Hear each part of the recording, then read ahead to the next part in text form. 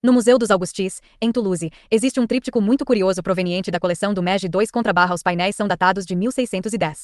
Década ao lado de uma descida da cruz, estão pintados os doadores ajoelhados, um marido e uma mulher, e sua idade. Ambos têm 63 anos. Ao lado do homem, vemos uma criança vestida com o traje então usado pelas crianças de menos de 5 anos, o vestido e o avental das meninas 2 contra barra e uma grande touca enfeitada com plumas. Ei!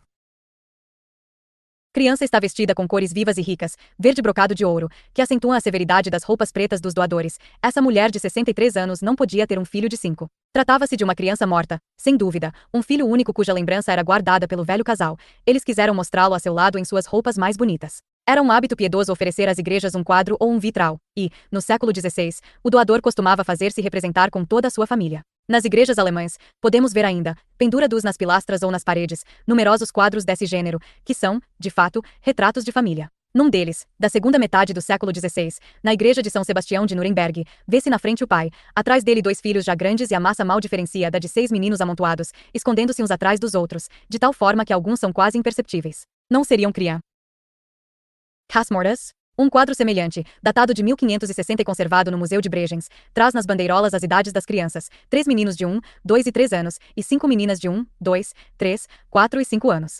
Ora, a mais velha, de 5 anos, tem o mesmo tamanho e a mesma roupa da menor, de 1 ano. Foi-lhe deixado um lugar na cena familiar, como se ela fosse viva, mas seu retrato a representava na idade em que morreu. Essas famílias alinhadas são obras ingênuas, sem técnica, monótonas e sem estilo. Seus autores, assim como os modelos, são disco.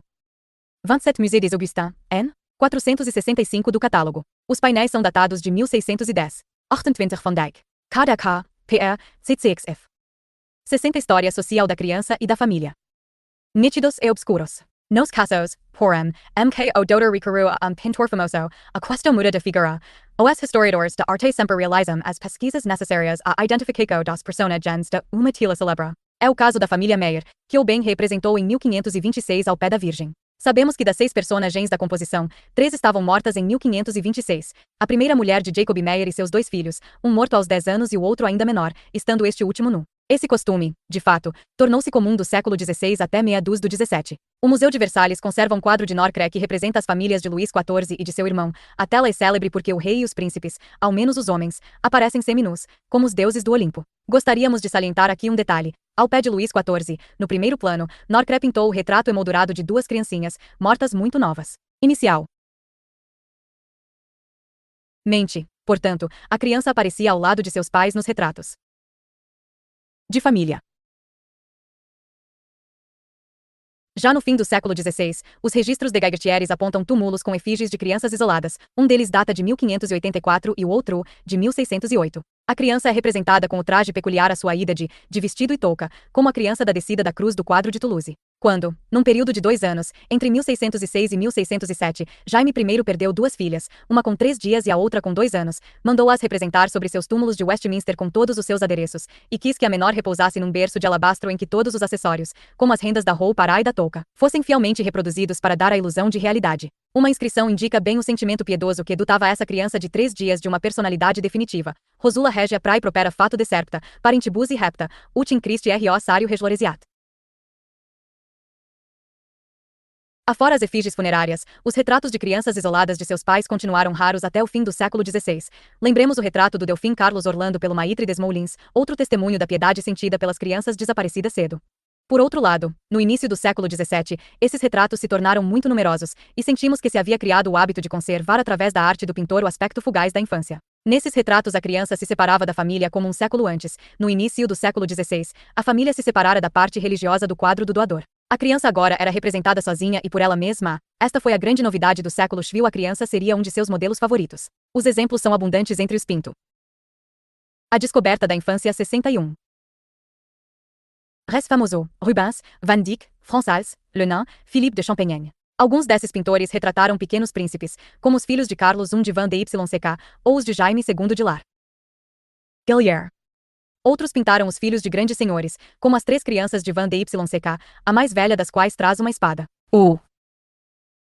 Trus ainda, como Lenain ou Philippe de Champaigne, pintaram os filhos de burgueses ricos. Algumas vezes, uma inscrição fornece o nome e a idade da criança, como era o costume antigo para os adultos. Ora a criança está sozinha, ver a obra de Philippe de Champagne. N. em Grenoble. Ora o pintor reúne várias crianças da mesma família. Este último é um estilo de retrato banal, repetido por muitos pintores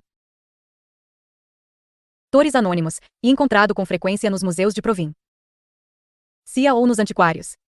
Cada família agora queria possuir retratos de seus filhos, mesmo na idade em que eles ainda eram crianças. Esse costume nasceu no século XVII e nunca mais desapareceu. No século XIX, a fotografia substituiu a pintura. O sentimento não mudou. Antes de encerrarmos o assunto retrato, é importante mencionar as representações de crianças em esvotos, que começam a ser descobertos aqui e acolá. Existem alguns no Museu da Catedral de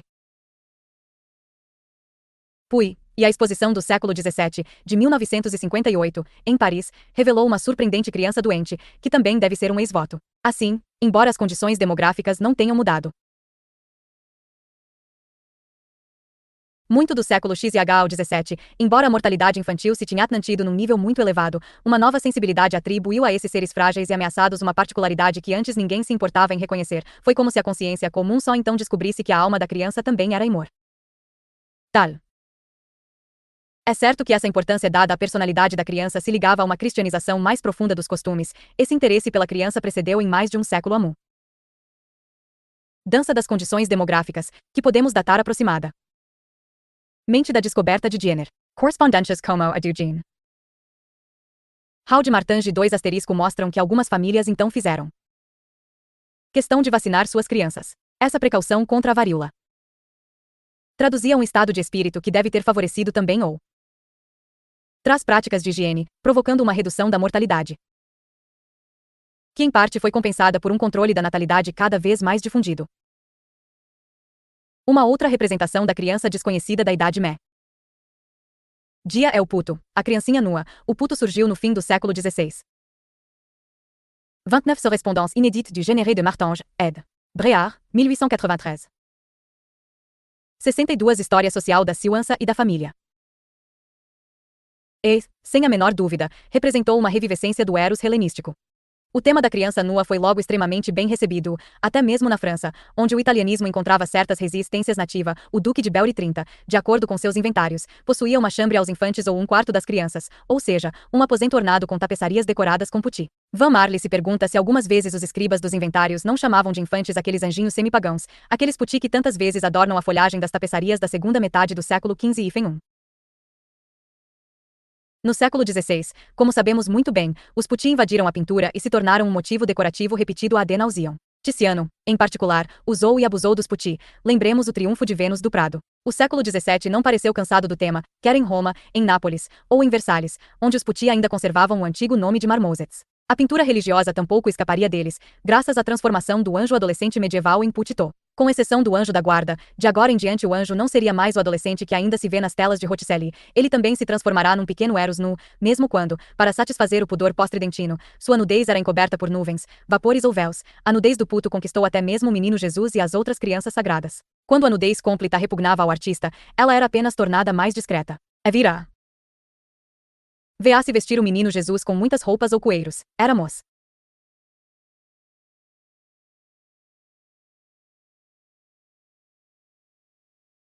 trado no momento em que sua mãe desenrolava seus coeiros N, ou então aparecia com os ombros e as pernas despidas. Pere do Colombier já observou a propósito das pinturas de Luca Delia Robbia do H. Aptaides Inocês que não era possível representar a infância sem evocar-lhe a nudez. O gosto pela nudez da criança evidentemente estava ligado ao gosto geral pela nudez clássica, que começava a conquistar até mesmo o retrato. Mas o primeiro durou mais tempo, e conquistou toda a arte decorativa. Lembremos-nos de Versalhes, ou do teto da Vila Borghese em Roma. O gosto pelo puto correspondia a algo mais profundo do que o gosto pela nudez clássica, a algo que deve ser relacionado com um amplo movimento de interesse em favor da infância. Dertig van Marle, op. G.L. e Piano Geven L. 31 Baldovinetti, A Virgem e o Menino, Louvre, 32 P. do Colombier, obra Cti. A Descoberta da Infância 63. Assim como a criança medieva, criança sagrada ou alegoria da alma, ou ser angélico, o puto nunca foi uma criança real, histórica, nem no século XV, nem no XVI.